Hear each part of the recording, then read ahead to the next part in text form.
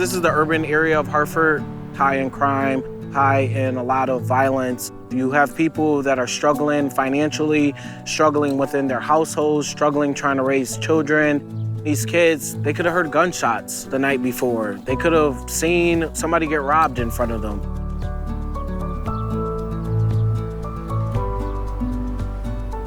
We knew we needed to be here because the educational system was lacking, health disparities all over the place, and the kids are caught in the middle. They're at risk from birth to death.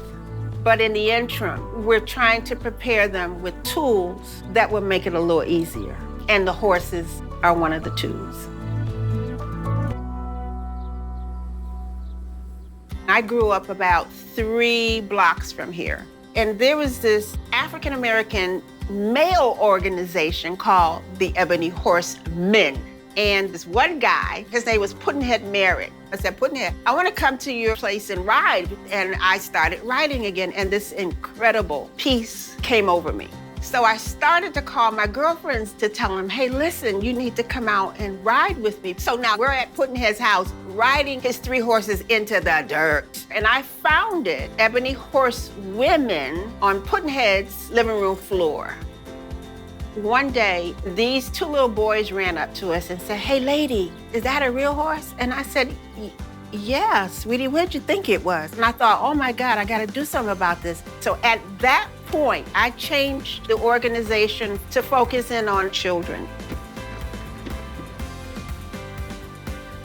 Mrs. Kelly always had this vision, and we've been successfully doing that for over 30 years. We really didn't know the science behind equine therapy, but we knew there was something. So we really began to focus in on education and therapy and opportunities.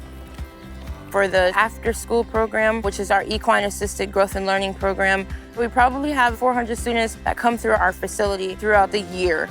They're learning horseback riding, animal science, and equine husbandry, which is care of the horse as a whole. We're also an agricultural center. So the students are learning how to grow their own healthy foods, then take it to our kitchen and learn how to make healthy meals. We also have our Saturday Saddle Club, which is also affiliated with 4-H. We have our Young Ladies Leadership Academy and dressage team. They're going through life leadership skills, and they're also learning beginner level dressage. The Junior Mounted Patrol of Ebony Horsewomen Equestrian Center is an all-boys program that is geared toward minority young men to learn horsemanship, the trails, learn about map reading. It's about building up these young men.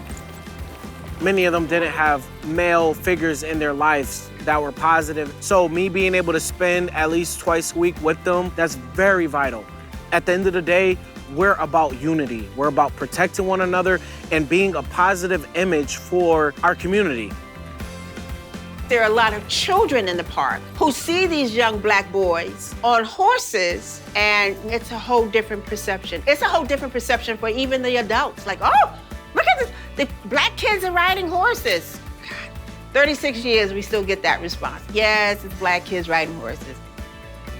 We've been taking the youth to the Bill Pickett Rodeo in Maryland, and they are amazed to see so many of their own kind riding horses. Mrs. Kelly actually took a group of girls down to Texas A&M, and some of them are now interested in their veterinary program. Kids that used to bully each other, pick on each other, they built a brotherhood outside of here. These kids, they have a positive circle to turn to during tough times and during times where they might slip up. In schools, we have gotten reports that this student that was off the wall is now calming down. You know, they're focusing more. And they're like, well, what are you guys doing? Nothing. We're giving them the time, the attention, the space that they need to better themselves so that they will be better when they approach the world. It's not a program, it's a herd. And I'm the alpha mare. We're here to make sure that we get you to your best life.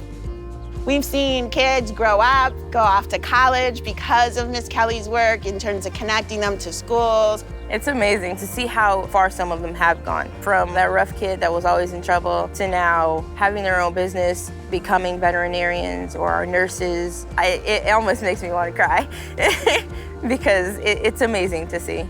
We have a lot of our alumni come back to say, I did it, and you can too.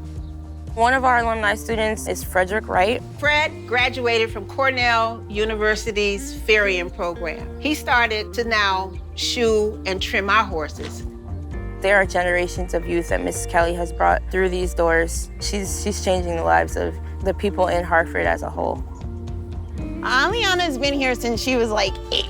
So it's been over 10 years. These horses mean the world to my daughter. She participates in the therapeutic part of it. My daughter has very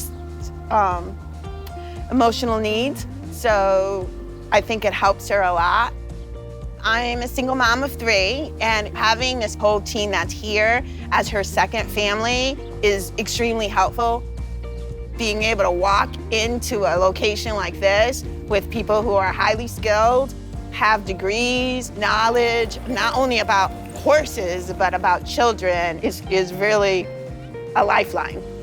I'm retired and raising my 2 grandkids. They don't have a female at home on a regular basis, so being around Miss Kelly and Dominique teaches them how to be a young lady. They really go out of their way to make sure that these kids are well taken care of, have a lot to do, and keep them occupied.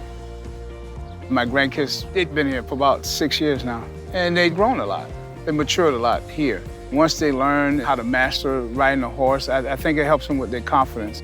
It also helps them with teamwork, because they have to get together as a team and make sure that all the horses are taken care of.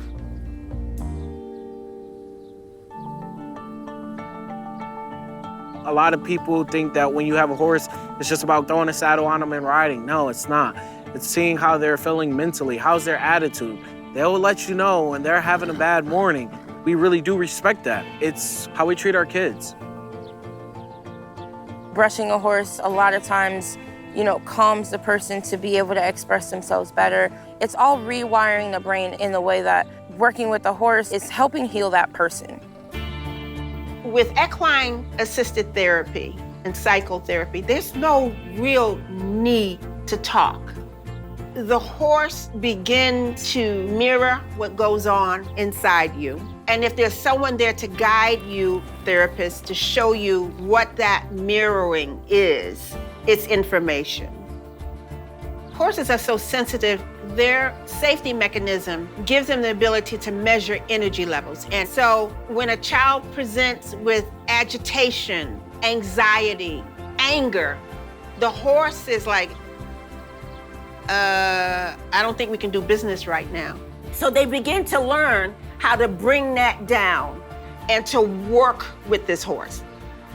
Equine therapy is beginning to understand themselves, what triggers you, and how can we give you tools to manage that. We can't change their life circumstances, but we can change how they respond to it. We're just trying to figure out how to keep our jobs, put food on the table, keep our kids safe, how to navigate systems that often your first try end up shutting the door in your face. And so I probably would have just thrown my hands up in the air, but I'm able to fight because they fight for me. With 4 people taking care of 15 horses and 4 different types of programs, it gets tiring. But no matter how much time we put in here, we still wake up excited to come take care of horses at 5:30 in the morning. And that's how we're able to succeed. We are a full nonprofit. And a lot of times the students that we have come here don't pay anything because they need it that much. And we cannot push parents to pay, because if you do that, they pull the kid. And that's the mission. We keep doing what we do because it's paying off. They come here bottled up with anger, and then we tell them, talk to your horse. They come back either happy, smiling, shocked that, wow, this horse really calmed me down. My lifelong dream is to make sure that this is there for like a lot of generations to come. Let's ride, boys. Good job, Jay. Good job, Jamali.